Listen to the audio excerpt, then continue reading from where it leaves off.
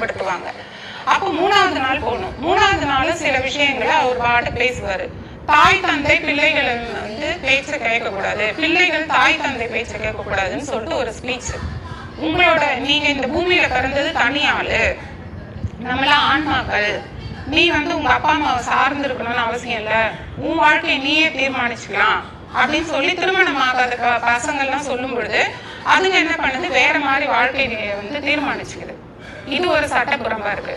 அடுத்தது வந்து அந்த அன்னைக்கு கடைசி நாள் 3வது நாள் இறுதியில சுவரை போய் தள்ள சொல்லுவாரு. அது வந்து ஒரு பைத்தியக்காரத்தனமா இருக்கு. செவர அந்த மண்டபத்துல இருக்க செவர அந்த 300 பேரும் போய் செவரு பக்கத்துல இருட்டு அறையில நின்னுக்கிட்டு தள்ளுங்க தள்ளுங்கன்னு சாம்பிராணி போட்டுக்கிட்டு தள்ளுங்க தள்ளுங்க தள்ளுங்கன்னு கத்துவாங்க.